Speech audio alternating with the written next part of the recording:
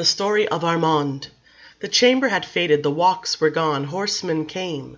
A gathering cloud on the horizon, then screams of terror, and an auburn-haired child in crude peasant's clothes running on and on, as the horsemen broke loose in a horde and the child fighting and kicking, as he was caught and thrown over the saddle of a rider, who bore him away beyond the end of the world. Armand was this child, and these were the southern steppes of Russia. But Armand didn't know that it was Russia. He knew mother and father and church and God and Satan, but he didn't even understand the name of home, or the name of his language, or that the horsemen who carried him away were Tartars, and that he would never see anything that he knew or loved again. Darkness, the tumultuous movement of the ship and its never-ending sickness, and emerging out of the fear and the numbing despair, the vast glittering wilderness of impossible buildings that was Constantinople, in the last days of the Byzantine Empire, with their fantastical multitudes and her slave auction blocks. The menacing babble of foreign tongues, threads made in the universal language of gesture, and all around him the enemies he could not distinguish or placate or escape. Years and years would pass beyond a mortal lifetime before Armand would look back on that awesome moment and give them names and histories, the Byzantine officials of the courts who would have castrated him, and the harem keepers of Islam who would have done the same, and the proud Mameluke warriors of Egypt who would have taken him to Cairo. With them had he been fairer and stronger, and the radiant soft-spoken Venetians in their leggings and velvet doublets, the most dazzling creatures of all, Christians even as he was a Christian, yet laughing gently to one another as they examined him as he stood mute, unable to answer, to plead, even to hope.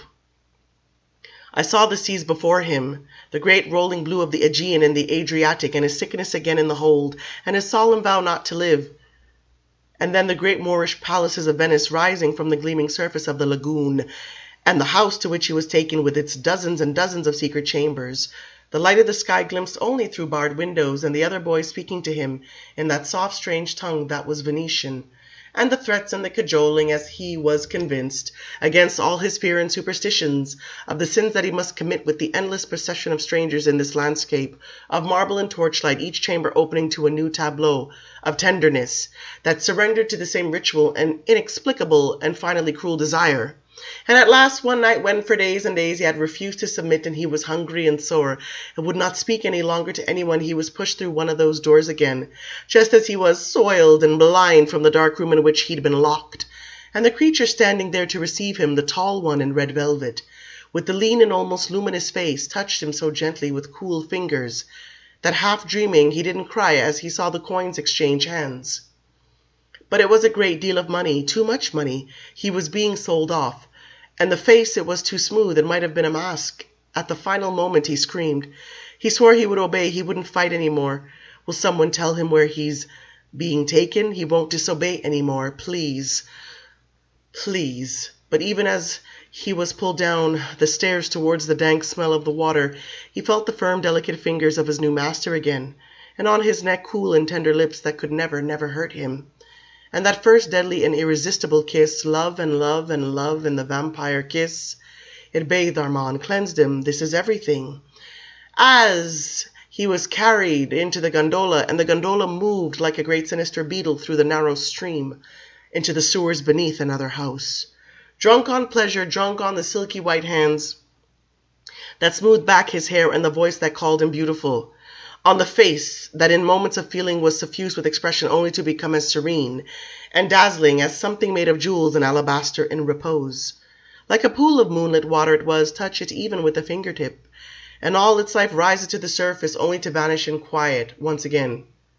Drunk in the morning light on the memory of those kisses, as alone he opened one door after another upon books and maps and statues in granite and marble, the other apprentice finding him and leading him patiently to his work, letting him watch as they ground the brilliant pigments, teaching him to blend the pure color with the yellow egg yolk and how to spread the lacquer of the egg yolk over the panels, and taking him up on the scaffolding as they worked with careful strokes on the very edges of the vast depiction of sun and clouds, showing him those great faces and hands and angels' wings which only the master's brush would touch. Drunk as he sat at the long table with them, gorging himself on the delicious foods that he had never tasted before and the wine which never ran out, and falling asleep finally to wake at that moment of twilight, when the master stood beside the enormous bed, gorgeous as something imagined in his red velvet, with his thick white hair glistening in the lamplight, and the simplest happiness in his brilliant cobalt blue eyes, the deadly kiss, Ah, yes, never to be separated from you, yes, not afraid. Soon, my darling one, we will be truly united, soon. Torches blazing throughout the house. The master atop the scaffolding with the brush in his hand. Stand there in the light, don't move. And hours frozen in the same position, and then before dawn, seeing his own likeness there in the paint. The face of the angel, the master smiling as he moved down the endless corridor. No, master, don't leave me. Let me stay with you. Don't go.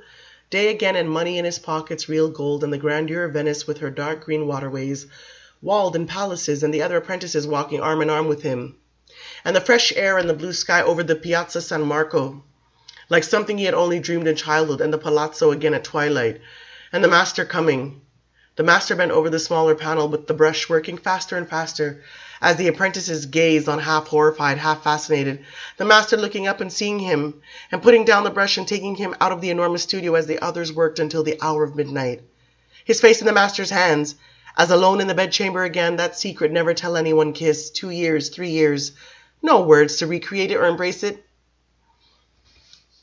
The glory that was those times, the fleets that sailed away to war from the port, the hymns that rose before those Byzantine altars, the passion plays and the miracle plays performed on their platforms, in the churches and in the piazza with their hell's mouth and cavorting devils, and the glittering mosaic spreading out over the walls of San Marco and San Zanipolo and the Palazzo Ducale, and the painters who walked those streets, Giambono, Uccello, the Vivarini and the Bellini, and the endless feast days and processions, and always in the small hours in the vast torch-lighted rooms of the palazzo, alone with the master when the others slept safely locked away.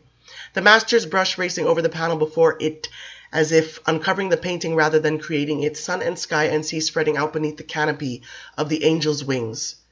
And those awful inevitable moments when the master would rise screaming, hurling the pots of paint in all directions, clutching at his eyes as if he would pull them out of his head. Why can I not see? Why can I not see better than mortals see? Holding tight to the master, waiting for the rapture of the kiss. Dark secret, unspoken secret. The master slipping out of the door some time before dawn. Let me go with you, master.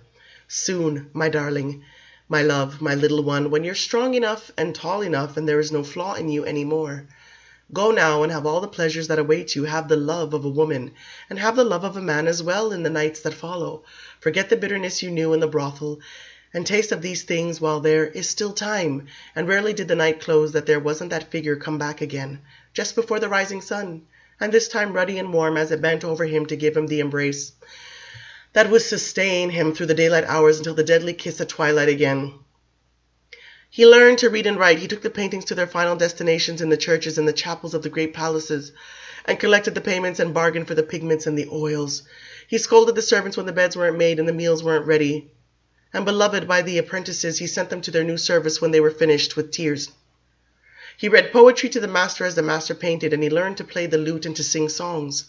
And during those sad times when the master left Venice for many nights, it was he who governed in the master's absence, concealing his anguish from the others, knowing it would end only when the master returned. And one night, finally, in the small hours when even Venice slept, this is the moment, beautiful one, for you to come to me and become like me. Is it what you wish? Yes. Forever to thrive in secret upon the blood of the evildoer as I thrive, and to abide with these secrets until the end of the world. I take the vow, I surrender, I will, to be with you, my master. Always you are the creator of all things that I am. There has never been any greater desire. The master's brush pointing to the painting that reached to the ceiling above the tiers of scaffolding. This is the only sun that you will ever see again, but a millennium of nights will be yours to see light as no mortal has ever seen it, to snatch from the distant stars as if you were Prometheus an endless illumination by which to understand all things. How many months were thereafter, reeling in the power of the dark gift, this nighttime life of drifting through the alleyways and the canals together, at one with the danger of the dark, and no longer afraid of it, and the age-old rapture of the killing, and never, never the innocent souls. No, always the evildoer, the mind pierced until Typhon, the slayer of his brother, was revealed, and then the drinking up of the evil from the mortal victim and the transmuting of it into ecstasy, the master leading the way, the feast shared. And the painting afterwards, the solitary hours with the miracle of the new skill, the brush sometimes moving as if by itself across the enameled surface, and the two of them painting furiously on the triptych, and the mortal apprentices asleep among the paint pots and the wine bottles, and only one mystery disturbing the serenity, the mystery that the master, as in the past, must now and then leave Venice, for a journey that seemed endless to those left behind. All the more terrible now the parting, to hunt alone without the master, to lie alone in the deep cellar, after the hunt, waiting, not to hear the ring of the master's laughter or the beat of the master's heart. "But where do you go? Why can't I go with you?" Armand pleaded. Didn't they share the secret? Why was this mystery not explained? No, my lovely one, you are not ready for this burden, for now it must be as it has been for over 1,000 years, mine alone. Some day you will help me with what I have to do, but only when you are ready for the knowledge. When you have shown that you truly wish to know, and when you are powerful enough that no one can ever take the knowledge from you against your will. Until then, understand, I have no choice but to leave you. I go to tend to those who must be kept, as I have always done. Those who must be kept. Armand brooded upon it. It frightened him, but worst of all, it took the master from him, and only did he learn not to fear it when the master returned to him again and again. Those who must be kept are in peace, or in silence, he would say, as he took the red velvet cloak from his shoulders. More than that, we may never know. And to the feast again, the stalking of the evildoer through the alleys of Venice, he and the master would go. How long might it have continued? Through one mortal lifetime, through 100, not a half-year in this dark bliss before the evening at twilight, when the master stood over his coffin in the deep cellar just above the water and said, "Rise, Armand, we must leave here, they have come." "But who are they, master? Is it those who must be kept?" "No, my darling, it is the others. Come, we must hurry. But how can they hurt us? Why must we go?" The white faces at the windows, the pounding at the doors, glass shattering, the master turning this way and that as he looked at the paintings, the smell of smoke, the smell of burning pitch. They were coming up from the cellar, they were coming down from above. "Run, there is not time to save anything!" Up the stairs to the roof, black-hooded figures heaving their torches through the doorways, the fire roaring in the rooms below, exploding the windows. Boiling up the stairway, all the paintings were burning. "To the roof, Armand, come!" Creatures like ourselves in these dark garments, others like ourselves. The master scattered them in all directions as he raced up the stairway, bones cracking as they struck the ceiling and the walls. "Blasphemer! Heretic!" the alien voices roared. The arms caught Armand and held him, and above, at the very top of the stairway, the master turned back for him. "Armand, trust your strength, come!" But they were swarming behind the master. They were surrounding him. For each one hurled into the plaster, 3 more appeared, until 50 torches were plunged into the master's velvet garments. His long red sleeves, his white hair, the fire roared up to the ceiling as it consumed him, making of him a living torch. Even as with flaming arms he defended himself, igniting his attackers as they threw the blazing torches like firewood at his feet. But Armand was being borne down and away out of the burning house with the screaming mortal apprentices, and over the water and away from Venice, amid cries and wailing in the belly of a vessel as terrifying as the slave ship, to an open clearing under the night sky. "Blasphemer, blasphemer!" the bonfire growing, and the chain of hooded figures around it, and the chant rising and rising into the fire. "No, don't do it to me, no!" And as he watched petrified, he saw, brought towards the pyre, the mortal apprentices, his brothers, his only brothers, roaring in panic as they were hurled upwards and over into the flames. "No, stop this! They're innocent! For the love of God, stop! Innocent!" He was screaming, but now his time had come. They were lifting him as he struggled, and he was flung up and up to fall down into the blast. "Master, help me!" Then all words giving way to one wailing cry, thrashing, screaming, mad, but he had been taken out of it, snatched back into life, and he lay on the ground looking at the sky. The flames licked the stars, it seemed, but he was far away from them, and couldn't even feel the heat anymore. He could smell his burnt clothing and his burnt hair. The pain in his face and hands was the worst, and the blood was leaking out of him, and he could scarcely move his lips. "All thy master's vain works destroyed, all the vain creations which he made among mortals, with his dark powers, images of angels and saints and living mortals, wilt thou too be destroyed, or serve Satan? Make thy choice. Thou hast tasted the fire, and the fire waits for thee, hungry for thee. Hell waits for thee. Wilt thou make thy choice? Yes. To serve Satan, as he is meant to be served? Yes. That all things of the world are vanity, and thou shalt never use thy dark powers for any mortal vanity, not to paint, not to create music, not to dance, nor to recite for the amusement of mortals, but only and forever in the service of Satan, thy dark powers to seduce and to terrify and to destroy, only to destroy. Yes. Consecrated to thy one and only master, Satan, Satan forever, always and forever, to serve thy true master in darkness and pain and in suffering, to surrender thy mind and thy heart. Yes, and to keep from thy brethren in Satan no secret, to yield all knowledge of the blasphemer and his burden. Silence. To yield all knowledge of the burden. Child, come now, the flames. Wait. I do not understand you. Those who must be kept. Tell. Tell what? I do not know anything except that I do not wish to suffer. I am so afraid. The truth. Child of darkness, where are they? Where are those who must be kept? I do not know. Look into my mind if you have that same power. There is nothing I can tell. But what, child? What are they? Did he never tell you? What are those who must be kept? And so they did not understand it either. It was no more than a phrase to them as it was to him. When you are powerful enough that no one can ever take the knowledge from you against your will. The master had been wise. What is its meaning? Where are they? We must have the answer. I swear to you, I do not have it. I swear on my fear, which is all I possess now. I do not know. White faces appearing above him one at a time, the tasteless lips giving hard, sweet kisses, hands stroking him, and from their wrists the glittering droplets of blood. They wanted the truth to come out in the blood, but what did it matter? The blood was the blood. Thou art the devil's child now. Yes. Don't weep for thy master Marius. Marius is in hell where he belongs. Now drink the healing blood and rise, and dance with thine own kind for the glory of Satan, and immortality will truly be thine. Yes, the blood burning his tongue as he lifted his head, the blood filling him with torturous slowness. Oh, please. All around him Latin phrases and the low beat of drums. They were satisfied. They knew he had spoken the truth. They would not kill him, and the ecstasy dimmed all considerations. The pain in his hands and his face had melted into this ecstasy. Rise, young one, and join the children of darkness. Yes, I do. White hands reaching for his hands, horns and lutes shrilling over the thud of the drums. The harps plucked into a hypnotic strumming as the circle commenced to move, hooded figures in mendicant black robes flowing as they lifted their knees high and bent their backs. And breaking hands they whirled, leapt, and came down again, spinning round and round, and a humming song rose, louder and louder from their closed lips. The circle swept on past her. The humming was a great melancholy vibration without shape or continuity, and yet it seemed to be a form of speaking, to be the very echo of thought. Louder and louder it came, like a moan that could not break into a cry. He was making the same sound with it, and then turning, and dizzy with turning, he leapt high into the air. Hands caught him, lips kissed him, and he was whirling about, and pulled along by the others, someone crying out in Latin, another answering, another crying louder, and another answer coming again. He was flying, no longer bound to the earth, in the awful pain of his master's death, and the death of the paintings, and death of the mortals he loved.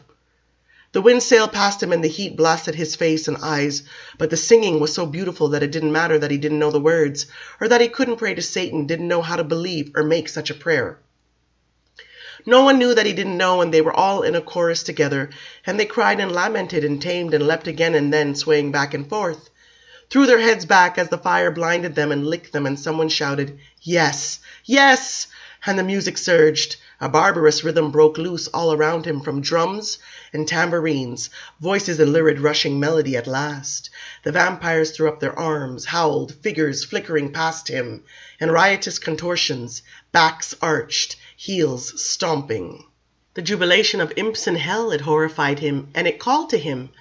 And when the hands clutched at him and swung him around, he stomped and twisted and danced like the others, letting the pain course through him, bending his limbs and giving the alarm to his cries.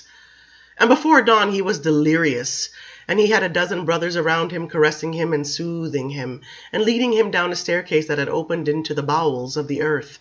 It seemed that sometime in the months that followed, Armand dreamed his master had not been burnt to death.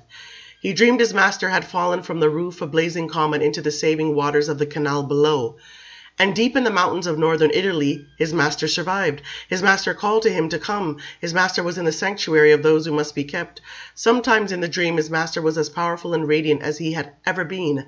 Beauty seemed his raiment. And at others, he was burnt black and shriveled, a breathing cinder, his eyes huge and yellow, and only his white hair as lustrous and full as it had been. He crept along the ground in his weakness, pleading for Armand to help him. And behind him, warm light spilled from the sanctuary of those who must be kept. There came the smell of incense, and there seemed some promise of ancient magic there, some promise of cold and exotic beauty beyond all evil and all good. But these were vain imaginings. His master had told him that fire and the light of the sun could destroy them, and he himself had seen his master in flames. It was like wishing for his mortal life to come again to have these dreams. And when his eyes were open on the moon and the stars and the still mirror of the sea before him, he knew no hope and no grief and no joy, and all those things had come from the Master, and the Master was no more. I am the devil's child, that was poetry. All will was extinguished in him, and there was nothing but the dark confraternity, and the kill was now of the innocent as well as the guilty. The kill was above all cruel. In Rome, in the great coven, in the catacombs, he bowed before Santino, the leader, who came down the stone steps to receive him with outstretched arms. This great one had been born to darkness in the time of the Black Death, and he told Armand of the vision that had come to him in the year 1349, when the plague raged, that we were to be as the Black Death itself, a vexation without explanation, to cause man to doubt the mercy and intervention of God. Into the sanctum lined with human skulls, Santino took Armand, telling him of the history of the vampires. From all times we have existed, as wolves have, a source of mortals, and in the coven of Rome, dark shadow of the Roman Church, lay our final perfection. Armand already knew the rituals and common prohibitions. Now he must learn the great laws. One, that each coven must have its leader, and only he might order the working of the dark trick upon a mortal, seeing that the methods and the rituals were properly observed. 2, that the dark gifts must never be given to the crippled, the maimed, or to children, or to those who cannot, even with the dark powers, survive on their own. Be it further understood that all mortals who would receive the dark gifts should be beautiful in person, so that the insult to God might be greater when the dark trick is done. 3, that never should an old vampire work this magic, lest the blood of the fledgling be too strong. For all our gifts increase naturally with age, and the old ones have too much strength to pass on. Injury, burning, these catastrophes, if they do not destroy the child of Satan, will only increase his powers when he is healed. Yet Satan guards the flock from the power of old ones, for almost all, without exception, go mad. In this particular, let Armand observe that there was no vampire then living who was more than 300 years old.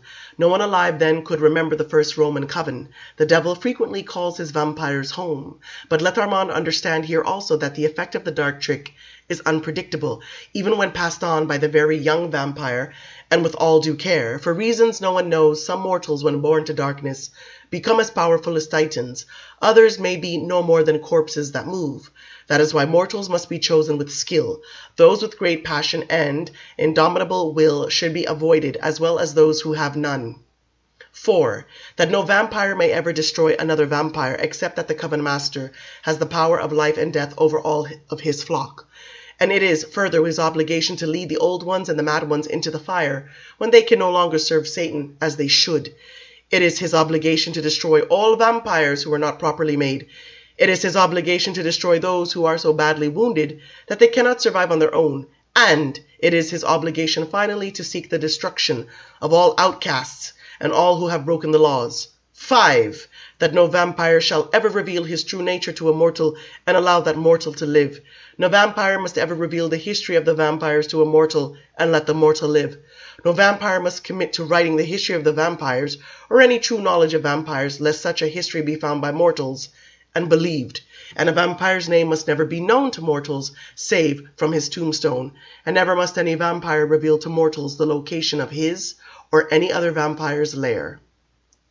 These then were the great commandments which all vampires must obey, and this was the condition of existence among all the undead. Yet Armand should know that there had always been stories of ancient ones, heretic vampires of frightening power who submitted to no authority, not even that of the devil, vampires who had survived for thousands of years, children of the millennia they were sometimes called. In the north of Europe there were tales of Mael, who dwelt in the forests of England and Scotland, and in Asia Minor the legend of Pandora, and in Egypt the ancient tale of the vampire Ramses, seen again in this very time. In all parts of the world one found such tales, and one could easily dismiss them as fanciful, save for one thing. The ancient heretic Marius had been found in Venice, and there punished by the children of darkness. The legend of Marius had been true, but Marius was no more. Armand said nothing to this last judgment. He did not tell Santino of the dreams he had had. In truth, the dreams had dimmed inside Armand as had the colors of Marius's paintings.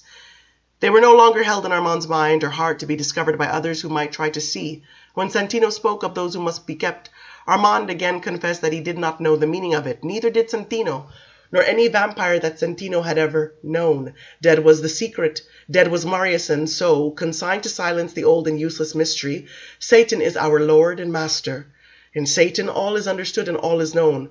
Armand pleased Santino. He memorized the laws, perfected his performance of the ceremonial incantations, the rituals, and the prayers. He saw the greatest Sabbats he was ever to witness, and he learned from the most powerful and skillful and beautiful vampires he was ever to know. He learned so well that he became a missionary sent out to gather the vagrant children of darkness into covens and guide others in the performance of the Sabbat and the working of the dark trick, when the world and the flesh and the devil called for it to be done. In Spain and in Germany and in France, he had taught the dark blessings and dark rituals, and he had known savage and tenacious children of darkness, and dim flames had flared in him in their company, and in those moments when the coven surrounded him, comforted by him, deriving its unity from his strength, he had perfected the act of killing beyond the abilities of all the children of darkness that he knew. He had learned to summon those who truly wished to die. He had but to stand near the dwellings of mortals and call silently to see his victim appear. Old, young, wretched, diseased, the ugly or the beautiful, it did not matter because he did not choose. Dazzling visions he gave if they should want to receive, but he did not move towards them, nor even close his arms around them. Drawn inexorably towards him, it was they who embraced him. And when their warm living flesh touched him, when he opened his lips and felt the blood spill, he knew the only surcease from misery that he could know. It seemed to him in the best of these moments that his way was profoundly spiritual, uncontaminated by the appetites and confusions that made up the world despite the carnal rapture of the kill. In that act, the spiritual and the carnal came together, and it was the spiritual, he was convinced, that survived. Holy Communion, it seemed to him, the blood of the children of Christ, serving only to bring the essence of life itself into his understanding for the split second in which death occurred. Only the great saints of God were his equals in this spirituality, this confrontation with mystery, this existence of meditation and denial. Yet he had seen the greatest of his companions vanish, bring destruction upon themselves, go mad. He had witnessed the inevitable dissolution of coven, seen immortality defeat the most perfectly made children of darkness, and it seemed at times some awesome punishment that it never defeated him. Was he destined to be one of the ancient ones, the children of the millennia? Could one believe those stories which persisted still? Now and then a roaming vampire would speak of the fabled Pandora glimpsed in the far-off Russian city of Moscow, or of Mael living on the bleak English coast. The wanderers told even of Marius that he had been seen again in Egypt or in Greece. But these storytellers had not themselves laid eyes upon the legendary ones. They knew nothing really. These were often repeated tales. They did not distract or amuse the obedient servant of Satan. In quiet allegiance to the dark ways, Armand continued to serve. Yet in the centuries of his long obedience, Armand kept two secrets to himself. These were his property, these secrets more purely his than the coffin in which he locked himself by day, or the few amulets he wore. The first was that no matter how great his loneliness, or how long the search for brothers and sisters in whom he might find some comfort, he never worked the dark trick himself. He wouldn't give that to Satan, no child of darkness made by him. And the other secret, which he kept from his followers for their sake, was simply the extent of his ever-deepening despair. That he craved nothing, cherished nothing, believed nothing, finally, and took not one particle of pleasure in his ever-increasing and awesome powers, and existed from moment to moment in a void broken once every night of his eternal life by the kill. That secret he had kept from them as long as they had needed him, and it had been possible to lead them because his fear would have made them afraid. But it was finished. A great cycle had ended, and even years ago he had felt it closing without understanding it was a cycle at all. From Rome there came the garbled travelers' accounts, old when they were told to him that the leader Santino had abandoned his flock. Some said he had gone mad into the countryside, others that he had leapt into the fire, others that the world had swallowed him, that he had been borne off in a black coach, with mortals never to be seen again. "We go into the fire, or we go into legend," said a teller of the tale. Then came accounts of chaos in Rome, of dozens of leaders who put on the black hood and the black robes to preside over the coven. And then it seemed there were none. Since the year 1700 there had been no word any more from Italy. For half a century Armand had not been able to trust to his passion, or that of the others around him, to create the frenzy of the true Sabbat, and he had dreamed of his old master, Marius, in those rich robes of red velvet, and seen the palazzo full of vibrant paintings, and he had been afraid. Then another had come. His children rushed down into the cellars beneath Les Innocents to describe to him this new vampire, who wore a fur-lined cloak of red velvet and could profane the churches, and strike down those who wore crosses and walk in the places of light. Red velvet, it was mere coincidence. Yet it maddened him and seemed an insult to him, a gratuitous pain that his soul couldn't bear. And then the woman had been made, the woman with the hair of a lion and the name of an angel, beautiful and powerful as her son. And he had come up the stairway out of the catacomb, leading the band against us, as the hooded ones had come to destroy him, and his master in Venice centuries before, and it had failed. He stood dressed in these strange lace and brocade garments. He carried coins in his pockets. His mind swam with images from the thousands of books he had read, and he felt himself pierced with all he had witnessed in the places of light, in the great city called Paris. And it was as if he could hear his old master whispering in his ear, "But a millennium of nights will be yours to see light as no mortal has ever seen it, to snatch from the distant stars as if you were Prometheus, an endless illumination in which to understand all things. All things have eluded my understanding," he said. "I am as one whom the earth has given back, and you, Lestat and Gabrielle, are like the images painted by my old master, in cerulean and carmine and gold." He stood still in the doorway, his hands on the backs of his arms, and he was looking at us, asking silently, "What is there to know? What is there to give? We are the abandoned of God, and there is no devil's road spinning out before me, and there are no bells of hell ringing in my ears."